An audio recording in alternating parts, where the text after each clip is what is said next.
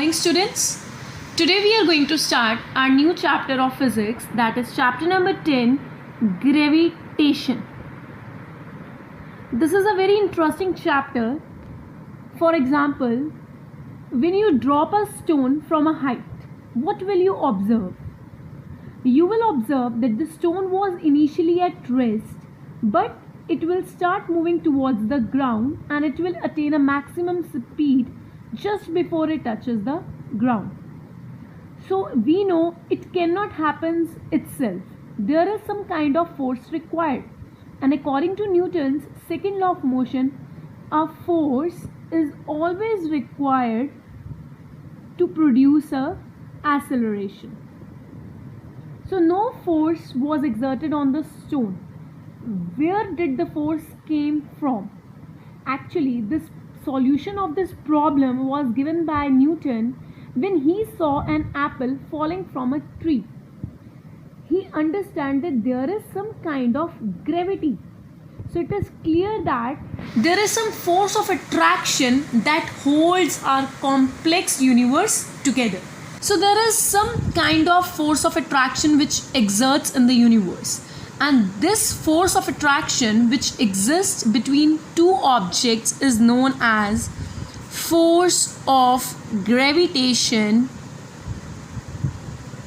or gravitation. There was a law which was given by Newton. That law is known as universal law of gravitation. So today we are going to learn about this topic, that is universal law of gravitation.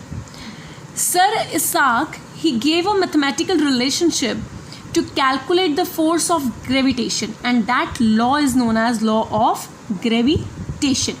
What did he stated in that law? He stated that every object in the universe attracts each other object with a force, first point, directly proportional to product of their masses. Second point, inversely proportional to the square of distance between them. Now let us understand it mathematically. Suppose I have two objects, one having mass capital M, another one is having mass small m. They are separated from their centers by a distance d.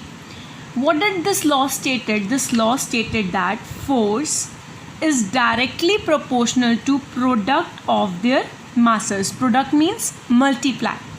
This is the first statement. And second statement is that force is inversely proportional to the square of distance between them. Distance ka square, that is d square. When you will combine these two equations, you will get that force is directly proportional m multiplied by m upon d square.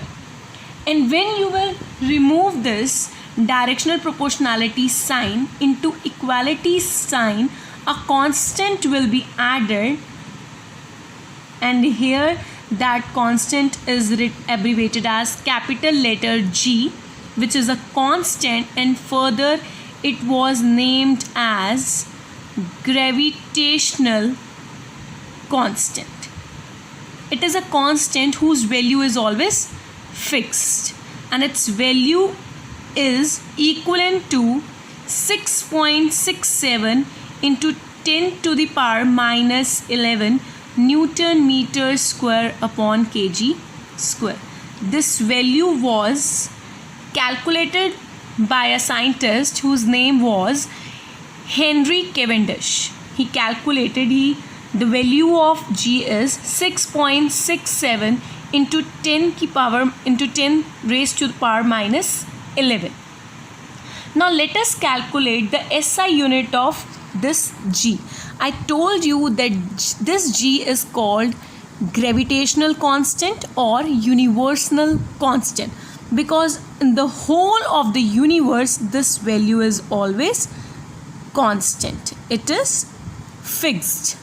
It is independent of any kind of physical quantity. Now let us evaluate the SI unit of G.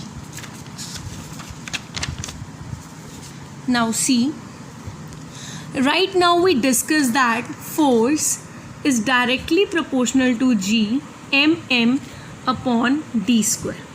So can I write it like this? Force multiplied by d square upon m into m. The SI unit of force is Newton, which we earlier discussed in chapter 9. Distance SI unit is meter, but here it is square. And the SI unit of mass is kg, but here you are having two masses, so I can write it like this, kg square. So what is SI unit of G? SI unit of G is Newton meter square upon kg square. So this is a way to calculate the SI unit of gravitational constant. So this is all about your gravitational constant. This is your law of universal law of gravitation, which is valid in universe. Now, most important point over here is that what is the importance of this law? This is the law which is actually responsible, which binds us to the earth. We can only walk by this law. It binds us to the earth. This law binds us with the earth. It is responsible, the importance of this law is that the motion of moon around the earth, the motion of planets around the sun, tides and seas on earth, these all factors are responsible only just because of this law, which is known as universal law of gravitation. Very important, you have to remember its statement that every object in the universe attracts each other object with a force which is directly proportional to product of masses and inversely proportional to square of distance between them. So this is all about universal law of gravitation. Do remember that the value of G is fixed, which is equivalent to 6.67 into 10 raised to power minus 11. And what is SI unit of G? That is Newton meter square upon kg square. No need to cram it. Always try to formulate it. By this formula, you can easily calculate the SI unit of G. What is its importance? Very important. It binds us to the earth. It is responsible for the motion of moon around the earth, the motion of planets, tides and seas. So these all are the importance of this law. I hope this topic is clear to you. Thank you so much, students.